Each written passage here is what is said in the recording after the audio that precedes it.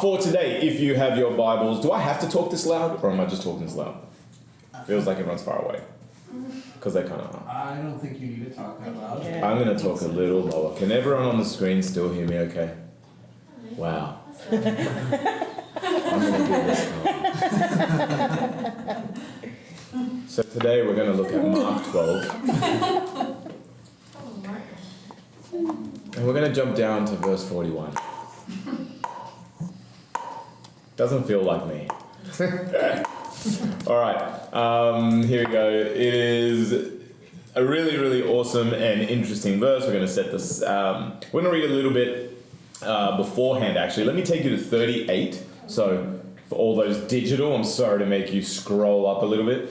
But we're going to go up to verse 38, and it gives us a bit of connected context for the next portion, okay? I'll read it for you. As he taught, Jesus said, "Watch out for the teachers of the law. They like to walk around in flowing robes and be greeted with respect in the marketplace, and have the most important seats in the synagogues and the places of honor at banquets. They devour widows' houses, and for a show make lengthy prayers. These men will be punished most severely." Jump down. And it says at verse 41, Jesus sat down opposite the place where the offerings were put and watched the crowd putting their money into the temple treasury. Many rich people threw in large amounts, but a poor widow came and put in 2 very small copper coins, worth only a few cents. Calling his disciples to him, Jesus said, "Truly I tell you, this poor widow has put more into the treasury than all the others. They all gave out of their wealth, but she, out of her poverty, put in everything, all she had to live on." Yeah. So it's contextually really interesting because Jesus is referencing, so he's in a moment and he's obviously got some sentiments about the people that are flowing around this moment and around the treasury, and he's made it very clear, hey, these people seem to be really showy, and they are devouring these people, like the widows, right? And then as he jumps down, you see that Jesus is just sitting with his disciples and he's observing, right? So he's watching everything that's happening. Jesus is doing a really good people watch. And then all of a sudden, the widow comes out and she gives something. And it actually arrests Jesus' attention. And then out of that, he calls his disciples and then starts to teach on it. And I want to talk about the title that I have for today's Staffy is Seeing Runs Deep.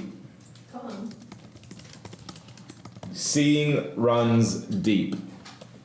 And I wanted to play off a few thoughts. I wanted us to think and consider that not everything that Jesus sees catches his attention. And I secondly want to bring out there, are we giving scraps or are we giving that which costs us something? And that is such a personal statement because to everyone in this room, we all have a different capacity. And some of us will like to play it safe, and some of us do things that maybe garner a lot of like human kind of like, wow, oh my gosh, Shannon, wow, or geez, Maddie, that's amazing. But what if that is like 10% of what you have to give? Versus someone else that maybe doesn't get the credit, but what they are giving is literally all they have. Right, yeah. It kind of takes my mind to the person who serves on their worst day. Yeah. Mm-hmm. You know what I mean? It takes my mind to the person that they mustered everything they have to bring forward. And so I think there's like these top level things that are there. And I just kind of got me thinking about the way that Jesus was, what he was looking for. And I thought, I want to just take that and play that off our current situation. So I've been doing this thing where I'm walking our foyer more. I heard this great message along this same vein from Pastor Dino Rizzo. And so when I came back from that trip, I just started walking our foyer and I started walking, looking at our parking lot and looking at our hosts and all those things. And I started to realize that there were things that I was seeing that I can't believe I didn't see earlier. And it kind of goes to me to this place where seeing runs deep. And this message I think is going to hit you like maybe personally, because I think there's some personal healing in this situation. But I think it's also a really good leadership message, obviously, because at the end of the day, what you see or what you don't see is actually not as connected to what is actually happening out and around you, but it's actually more connected to what's happening or not happening inside of you. Yeah. When you go to an environment and you see like no need and no gaps, that's not because there's not need or gaps. It actually is a greater indication of what is and isn't happening inside of us. Like there isn't compassion operating inside of us. There isn't this need to fill a gap. There's so many things that shift and happen according to your internal space. So a lot of the things, I've said this thought years and years ago, and I've said it quite often, is that I can always tell and look for a leader according to what they notice. Because a leader is visible by their eyes. You just know that they've got leadership on their life when they notice the things that other people wouldn't even care about. But then what do you do with the leader that falls asleep? What do you do with the culture that no longer sees things? What do you do with the person that sees things one way and then never sees them, and then months later doesn't see it that way anymore? Or what do you do with the team member that you can't get to see eye to eye on? I think what we typically do is we turn seeing into a task list, and I think seeing is about believing.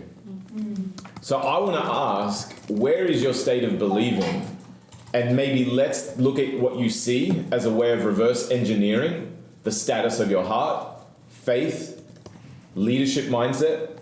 Because if you see things, I think that is a great understanding of where you're at. Okay? So for example, like when you walk out to something, do you see something that is finished work or a work in progress? I think if you see finished work, it tells me that inside you're on autopilot. Because I don't think anything you ever lead or touch or do anything, especially in people church, should ever feel like it's arrived. It should always feel like, where am I taking this next? Because if what you do is fall into autopilot, like, man, yeah, like hospitality team, like, we're done, this is what we do. If the volunteers room is just, this is what we do, this is what we've done, and it works well. If it ain't broke, don't fix it. Well, I don't think that that's a really good mantra for excellent. I think it's a really good mantra for comfortable. But I think there's something about asking, how do you edge your way to more? Challenging yourself with the concept that not everything you're seeing is all that there is to be seen will actually start you to look through fresh eyes. So and just like an example of the incremental nature of momentum. So Aud's broke her phone and I'm up for a new phone, and both of us have not had a new phone for a minute. So like, I think we're like 3 to 4, maybe even 5 models behind. So like, I got excited the other day because I'm like, man, I haven't actually changed my phone for ages, so there might actually be some changes. So like I went on and I'm like Googling and I'm watching those reviews, those unboxing reviews, and they're so great and I love it. And he just slowly does this. I'm like, that's amazing. The box is awesome. And I'm looking at it and the guy kept saying this stuff like, yeah, there's not too many changes from the previous model, but we do have this, we do have that, we do have this, we do have that. And it was just a whole bunch of little changes. And he goes, and that's what they always do. They do a little change from one model to the next, and eventually it adds up down the road. And I thought, wow, okay, that's a pretty powerful concept. It's something that you would miss if you're making the little changes. It's something that will impact you if it's been a long time since you've seen the change. So for someone that has last year's phone, this year's phone is not going to be that wow. But for us, it's going to be like, dang. Like this thing actually works. The camera works. Like how awesome is that? And my point being is this. When you're a leader, it's easy to fall asleep with small change.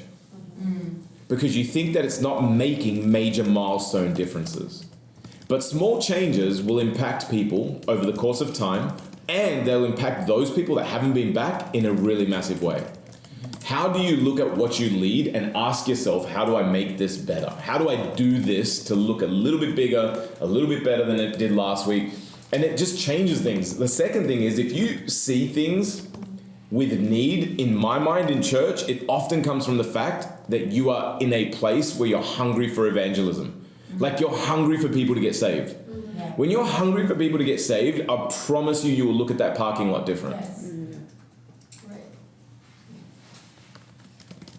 You can tell where a leader falls depending on what they're looking at, because a leader that stops looking at that is a leader that starts to look at everything they got to get done. Once you start looking at everything you got to get done, I promise you'll stop seeing everything that there's yet, like that could happen.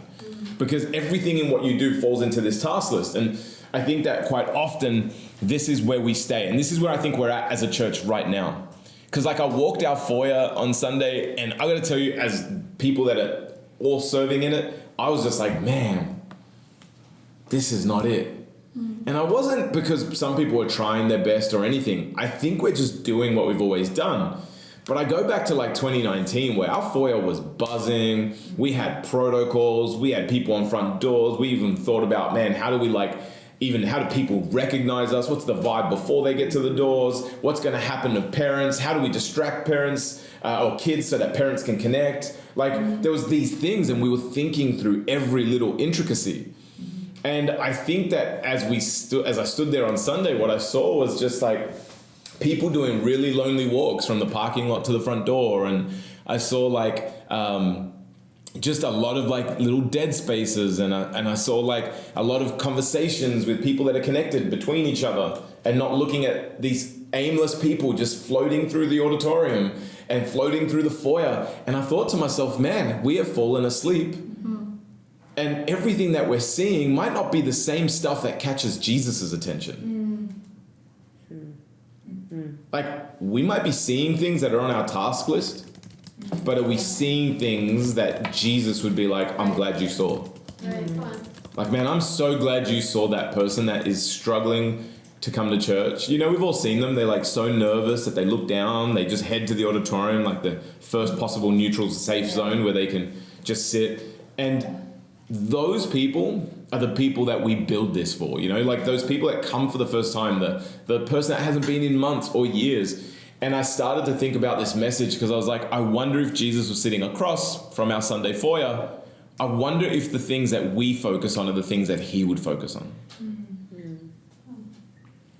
But as a leader, your eyes are only as good as your heart. If your heart is tired, you don't even want to look. Come on, we all got that week in the home or that area in the home. You don't even want to look in that direction. Because if you don't look at the laundry, it doesn't actually exist. If you can't see the laundry pile, there's nothing at all that you have to actually do. You don't have to do it because it doesn't exist. You can't see it. I think that quite often you know that you are getting tired if you stop looking in the direction of change. If you stop looking in the direction of change, quite often it's because you're actually overwhelmed or tired. What is the solution to overwhelmed and tired? It is simply this. Keep looking to the front door and bring people with you. If you stop recruiting, you will stop working. Because this whole thing is much bigger than you and me. And leadership is about empowering people to have a part at the table. So the moment that we keep looking at people in this team and in this church is the moment that this thing gets exciting again. Because it is always, like, have you ever noticed there comes a point where you window shop because you think something's within your budget. And there comes a point where it's so extremely out of your budget that you never look at it again. What that tells us is that we rarely look at the things we don't think we can achieve. Wow. If you don't have people resource to spend on change, you'll stop looking for change. Wow, that's good. So as a leader, instead of focusing on what needs to change, start focusing on how many people you need to help change it. Start there and watch how your leadership eyes shift. You'll start thinking of things, even on a Jack's context, right? He's our sole kind of almost pretty much engineer at the moment. We've got Etoile as well. But like, I guarantee you that he will not think about new features for Renee because they don't even seem reasonable or possible if it's just him coding. But if his attention shifts to how do we staff up to the things that we need, all of a sudden dreams start flowing again. Why? Because there's a means.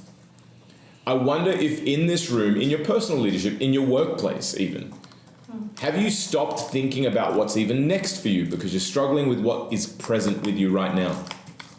Have you asked yourself the question, what things are you meant to actually automate? What are you supposed to staff? What are you meant to release? If it's not a strength for you, it doesn't mean you can ignore it, because your strength or lack thereof will eventually take you out. But it does have to become proficient. And the best thing you can do with your weakness is get people to surround it. If I'm not great at strategy, let me get someone that is. If I'm not great at meeting people, let me build someone that is. If you're not great at thinking next steps, get someone that is. If you want to make sure that your eyes don't grow tired because your heart is overwhelmed, make sure you don't do this alone. Yeah. The second thing to this is your eyes will show you if you see yourself, will reveal whether you see yourself with a Messiah complex or or you're a leader that builds teams. A Messiah complex is, man, I can't give this to anybody. I got to do it.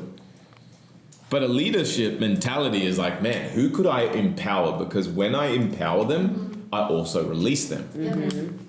Yes. And when you release people, you're helping people get to what they were made for. That is your greatest opportunity. It's not to have a better foyer for the sake of a better foyer.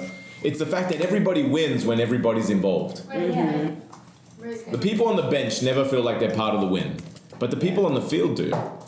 So how many more people could you get on the field? And is your lack as a leader to instill change actually a lack to lead people?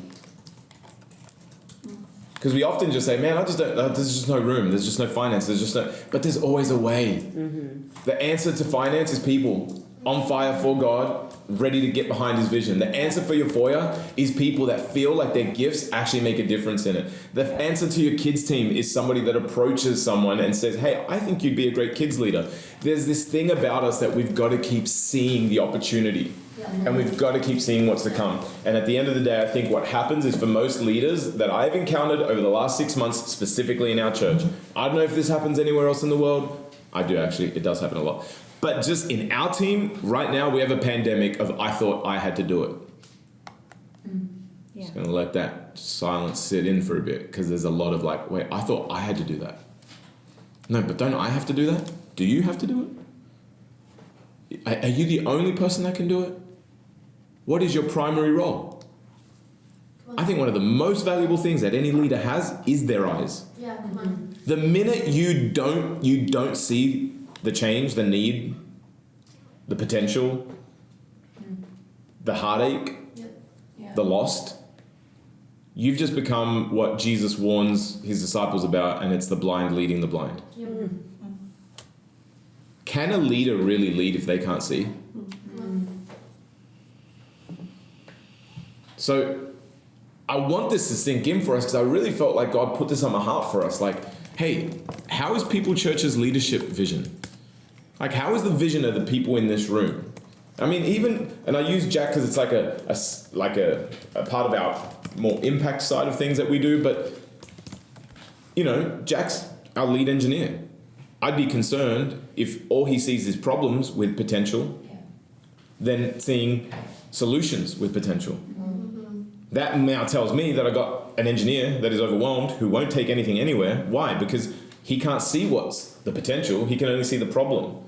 Now, if you can see the potential or the problem or the potential in the problem, that's different. That's awesome. So how do you and I see these things? Third thing that you know the state of your heart. You know whether you are actually an empowered leader or just a task doer by what you see. If you're an empowered leader, you don't need a title. That's just something that is innately in you. You feel like you're called to leadership, and you bring solution to your team leads or to other people or to other departments just because you know that leadership is not something you have by title, but it's something that you are. Prime example, speaking to April Padillo in the foyer, I'm walking and she's going, what are you doing? And I'm just looking at the foyer. And she said something and I was like, I don't know, I don't think we're doing too well. And she's like, well, we're learning. And I just said, are we learning if we're not changing? And then she wrote me this long Slack, which I thought was brilliant. And she goes, this is what I felt spiritually, but she actually had a word in the moment. And she said, I didn't know how to share it in the moment, so here's on Slack. And she shared what she felt was the spiritual significance. She shared where the state of our foyer is right now. She shared this beautiful piece about how there's lost people that are living. I'm echoing now. That are living in this like world where they need a family and they need a spiritual family and they don't know what that looks like, and how the foyer is an opportunity for them not to come into a church service but to feel home for the first time. And what does it look like to do that? And then she rattled off a few things and I thought, wow, how awesome is that? She is not connected to a foyer team. that I know of, she's not leading a team on how to make that better. But man, she saw it. Yeah. So my thought is this: how do we get more people that both see and act? If you're afraid of stepping on someone's toes in people church, you got to understand we are a toe-stepping people. My theory on that is this: you can only step on the toes of those people that are observing on the sidelines. They're the only people that have their toes out to be stepped on. Yeah. Everybody else, at best, you're going to clip their heels, which is great because it means that we're all kind of makes everybody speed up. You ever been in line somewhere and someone clips your heel and you're like, oh, sorry, and you can do that little shuffle?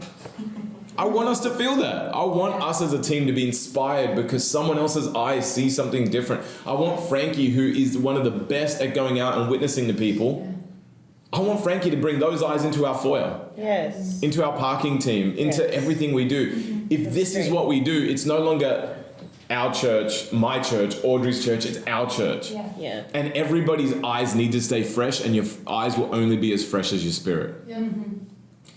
Third place that I want you to look at in your heart is, do you have any ounces of defeat? The amount of times I'll speak to a leader and say, hey, did you see this? Yeah, I saw it, but if I'm honest, like I tried this, I tried that, and nothing worked. Or, yeah, I thought about that, but man, I'm just so overwhelmed with current problems, I don't know what to do. What I've realized is that the devil loves to slow us down, distract us, or take us out through the presentation of problems. So his greatest ability to distract a leader is to actually cause them to feel defeated. And the only thing that I've found that gets you out of defeat is this thing called new. New. If you can get new people, new vision, new perspective, new endeavors, that breaks the cycle that you fall into of being stuck because you don't have what you need in order to bring the change you want to bring. So I want to encourage you in this place. Are you maybe sitting in a place where you don't see new ideas, you don't see a way out because you might be stuck in defeat? You're just feeling a little deflated. You don't wake up on Monday morning filled, brimming, biting at the bit to get to your desk. You're not going to your workplace thinking, this, I've got to get this idea down. When was the last time from exec down that you were like, I am like, I have an electricity about me at the moment? That'll never come from fulfilling a job. Great. It will always be something that comes from taking something forward. Yes. Yeah. Yes. And there's two ways you can do any role, any situation, and anything in life. And it is always by default or design. The lie that every non-leader will think of, I don't have any other word for it, is that this has been what has been dealt to me and there is no way around it. Every actual empowered leader understands that they have the opportunity to design. Yeah.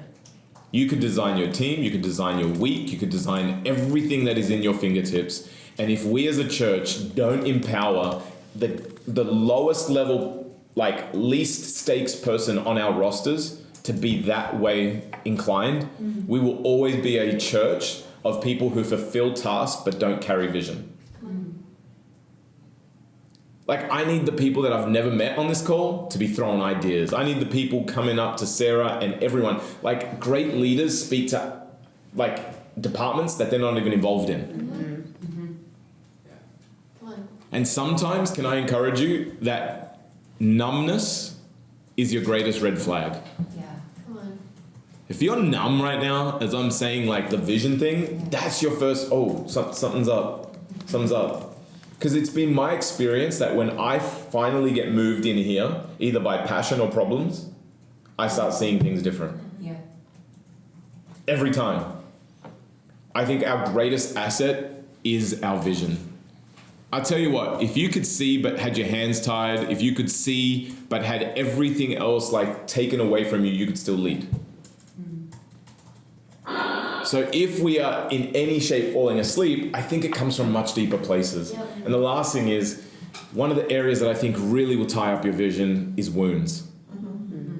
If you're just, leadership is the place that you're going to get probably, leadership won't always give you big wounds, but it is death by 1,000 cuts. Just a little defeat here, little thing gone wrong here. a little bit tired here, a little lack of sleep here, and before you know it, there's actually a sense of being wounded, although you can't you can't look at a major wound. Can I encourage you in this place? The Sabbath idea is something I want to encourage you to keep studying and implementing. I want to give some tips though when it comes to Sabbath, because I know it's been a bit of a hot topic over the years, especially with the younger generation. And I heard this from Nathan Finoka and I really loved it. And he goes, the first part of Sabbath is understanding that you got to work 6 days. That's good. Yes. Right? Everybody wants a Sabbath, but not everybody wants to work 6 days. Right, Yeah. So we want to rest from resting. And what I have found is you can over-rest. right. Secondly, I found you can actually wrongly rest. Yes. When you're wounded, one of the first things that will actually heal a wound is rest. Actually, and not because I'm old, already people are going to give their little comments, but on Sunday, last Sunday I wasn't warmed up, and I actually haven't been taking care of my body. I haven't been really diligent in the gym for 3 years now. And I went into a tackle and I tore something and it was painful, and I kept playing, of course. But then the next morning, man, I struggled to get out of bed. But 3 days of rest, and I'm ready to work out again. Rest will help things come back together. Yeah. And I think we live in a world where we don't know how to rest or we over-rest, and that isn't good either. Because if you don't keep that blood flowing, that's what brings healing. And I think proverbially, spiritually, you need that stuff flowing. The worst thing you could do if you want to heal from leading people is not lead people. Yeah. Yeah. You need a better experience, and you can't let the last experience to be a negative one. Right. Yeah. So let's talk a little bit about over-resting, under-resting as well, just as we go into this portion of the wound. I've found that you ever overslept and you wake up with a headache? You know those weeks where you've maybe your times you've just wanted to sleep and then you had nothing going on, so you sleep again, and then you get lazy and you sleep again, and then next you feel kind of groggy? It's because you overslept. And I think quite often we go and we use Saturdays, which should be for a lot of our personal things, that first part of the day before the sun sets, if you were to get all the stuff in order that you need in your home so that you can then actually sit and rest, instead of sitting there knowing that there's a laundry list and there's this and there's a grocery thing and then this thing you got to do because you put this thing off, that's never real rest. Right. And so what we do is we do this broken up rest, and then we go back into want Sabbath, and then we wonder why it doesn't work for us. Sabbath is deep rest that doesn't just touch the lounge, it touches your soul. Yeah. So you actually have to rest actively, where you let the Holy Spirit come in and you sit and you trust, and you got all the work you got to do in the 6 days, and then you have a 24-hour period where you literally get fed by the Holy Spirit, you read your word, you do things you love doing, and you do things with community. A huge part of Sabbath is having people, because people feed you. Yeah. And if you got to know your introvert mix and extrovert and all those people that energized by themselves as well as energized with a bit of time with people. But can I, as your pastor, tell you that you must be responsible for your rest? You can never blame someone for not letting you rest, because if you keep answering calls, you've started a culture of being a 24/7 call center. My team knows that unless it's urgent, they're not going to reach me after 6:30. I'll answer Jimmy's kook slam memes. I'll talk to anyone about anything. I'll grab a coffee with Jack if he wanted. I'll do that stuff. We're chilling. But don't come and tell me do this, do that, because it's my time to cap off. And I just want to put it out there that I think a lot of people are unnecessarily forcing leadership blindness because you don't know how to rest properly. And the last thing you want to do after broken rest is look at work. So learn how to structure your life in such a way where you actually get deep rest, because that is going to actually heal wounds before wounds become injuries. It has been my experience that my biggest injuries always came from areas of my body I didn't look after. And I want to encourage you in this place, and this happens if you're a worker. Can I just say, if you, let's say you are in the corporate space, can I, just encourage you, be a really good testimony in your workplace. Aim to be the first to show up and the last to leave. Aim to get your job done above and beyond. Aim to be someone that brings biblical principles to your workplace. Aim to be someone who brings leadership to your workplace. Sit with your boss and give ideas. Do all the things I'm saying we should do in our church foyer in your workplace. Because I think we could be really great testimonies and actually change the world around us if we stopped compartmentalizing Sundays and Monday, Tuesday, Wednesday, Thursday, Friday, Saturday. I hope today's staff, we're going to stop for some questions, but I hope it just challenges you to look deeper and ask yourself, man, what might be stopping me from seeing things? And on a personal, more pastoral note, can I encourage you to exercise this with your marriage? And can you please exercise it with your friendships? We will take our cars in for maintenance, but we don't often stop to ask what will maintain this friendship, what will maintain this marriage, what will maintain my leadership dynamic with my leader and oversight. When was the last time you just stopped and thought, how do I actually see what's next in that relationship? Relationships will honestly be the difference between you arriving and being able to speak about a next chapter.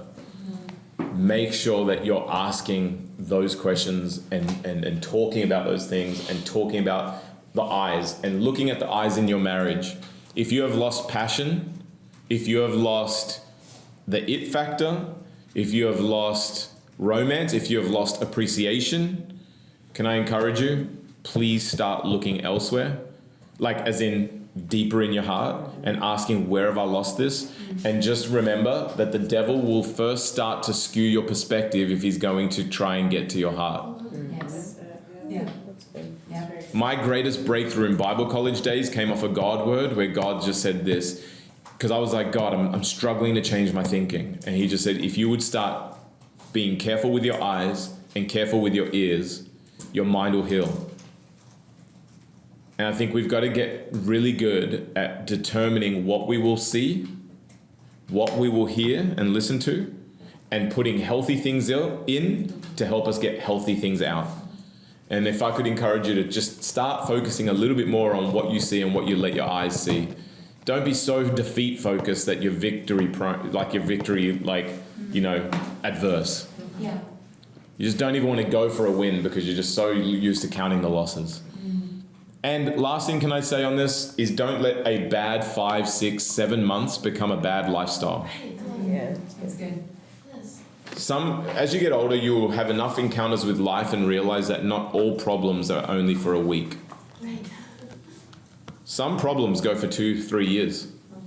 The problem with the problems is when you start letting the problems seep in to your soul. And once your soul gets defeated, your faith starts to align with what you've seen, not what you're called to see. So you start making theology around how God is harsh, but he still loves you, or how he doesn't always come through, but hey, that's okay because we're going to get to heaven. Make sure you don't allow a season of defeat to become a lifestyle of defeated perspective. Watch your eyes, let your eyes reveal what's happening in your heart, because seeing comes from a deeper place. That's my staffy. We got time for questions on it or anything else. 9 minutes. I'm going to drink Courtney's coffee. This is Danielle. Can you hear me? I can, ma'am. Yes. Sorry. Okay, so my question is, how do you find rest? Because you're saying that after 6 p.m., you pretty much don't answer questions and things like that. But I guess my question is, how, as a girl group leader or things like that, do you find rest do you cut those types of questions after 6 p.m.? How do you kind of fit that into your day? Yeah. Because I feel like most people reach out after that time period, because obviously that's when work ends and stuff. Yeah, I think in any season of life, your schedule should always be one that is dynamically responding to the needs and seasons that you're in. But you should always be able to carve out your rest and time periods and things. So whether it's you teach people to flow in different, you got to teach the people that you lead to flow like you. One of the first merits of leadership that is what makes leadership sustainable is modeled by Jesus. And if you notice, Jesus didn't go to 12 people and then say, hey guys, I'm going to follow you. Yeah. He went to 12 people and said, hey, you 12 follow me. it is very difficult for 1 to follow 12, but very easy for 12 to follow 1. Yeah. And I think what we do as leaders quite often is we start putting ourselves on all the people's schedules that we lead, and then that becomes impossible because now you're trying to be there for 12 people in their things that suit them. And I think that sustainable leadership is about knowing the times that you have an open door, a moment, and the times that you have like these are my moments that I'm here for you in this particular way. I think for my grow group and anyone that's in my life, they know they've got 24-hour and 24/7 access, but it's about what are they bringing. Like if we're chilling, let's chill. You know what I mean? They don't have to worry that it's after 6:30 for that. But if they've got pastoral things, I always tell them, like, let's talk about this in a moment that we can talk about it. And that's regarding crisis that doesn't just happen all of a sudden. Yeah. If there's a crisis that happens all of a sudden, then this is part of what we do. Right. And the reality is you don't want to be so rigid that you'll break. Yeah. So you always want to be able to have some flexibility to what you're doing, but you have to add some wisdom. And I think I would encourage you to talk through other grow group leaders that are in similar seasons to you and ask them, what are the practicals you do to manage your seasons with this? But I used to do a lot of practical things like I saved my one-on-ones for only 3 to 4 people in my grow group at a time that were actually like my next up and comings. Everybody else, I did a one-on-one like once a month, but I did a lot of group hangs. I would always hang out with 3 or 4 of them at the same time. I would utilize my lunch breaks. I had threads going. And then if it was like, I also knew what I could manage and what I couldn't manage. So I outsourced a lot of their deep work. At that season in my life, I was too new at this. I didn't know how to do it, nor did I have the time. So I pushed them towards pastoral care. I also made sure that I was the difference between an enabler and someone that was helping someone heal. I was not there to just be someone's sounding board for the sake of being heard, but I was there to lead people places sometimes. And the third thing is I always connected my people back to each other. Yes. A prophet is without honor in their own home. And then there's this other thing about in the Bible where, you know, if you receive a prophet, as a prophet, you get a prophet's reward. A prophet, the thing that I love about that verse for me, and I've said it many a time, is that a prophet was always raised from the people that he needed to speak to. Yes. Which means that the people that have answers and God has anointed to give you answers are not always just the leaders, but they're the peers among you. And the healthiest grow group that will grow and will produce leaders is one that produces leaders. And everybody can lead each other if that's how you point them back. So it's a lot about how you construct your family and your grow group that will allow you to actually really navigate this concept. Thank you. Pastor Chris, this is Liliana. Like it. Other roommates. But how do you find a balance between guarding your heart, but also like loving fully like your neighbor, loving like Jesus, but still like guarding your heart? Guarding your heart to me is about wisdom and access. You got to understand who gets the deepest access. And you've got to be wise with that. Yeah. Guarding your heart is not about getting rid of risk in your life. It's about addressing risk off the back of a God word. It's about doing risk with plans and strategy with people that are wise counselors. It's also about knowing who should get to the deepest parts of you. It's not throwing your pearls before swine. It's being wise and knowing yourself as well, and in being on a constant journey of self-growth. Guarding your heart is like gardening your heart, and it's making sure that weeds that grow there also leave. I think that the great thing about leading people, if you want to be 90 and arrive with a light soul and healthy, I believe that you can do it if you stay in leadership. Staying in leadership is like staying in the gym. What the gym will do for your physicality, the leading people will do for your emotional and mental state. As long as you choose to address the things that leading people will bring up in you. Leading people will always reveal more of me to me. Every time I lead someone, if I get hurt or I get frustrated or I'm angry or disappointed, it reveals more of me to me. And what it has caused is me to get healthier over the years. And in fact, I would say it's kind of like when you see an athlete stop playing, they start like gaining weight. It's because they're no longer in the league. And the rigors of the league causes them to be much fitter. And I think stay in the league of leading people, investing in people, loving people, and never, ever, ever allow a string of people that maybe have hurt you to dictate how you think everybody else will go. Lastly, if there is a theme in the people you lead, there's a theme in the thing inside you. Mm-hmm. The theme of the people you lead reveals something in you. Like attracts like. If people keep overstepping boundaries, it's not because people don't respect you. It's probably because you don't respect yourself.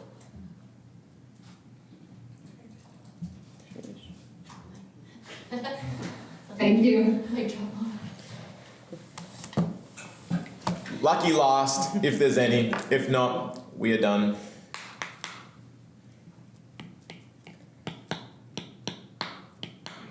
We're done. Guys, encourage you to take this away and start looking at the things you lead. And I'm going to give you a challenge. See if you can come up with 10 points of improvement and vision and inspiration on anything that you currently lead.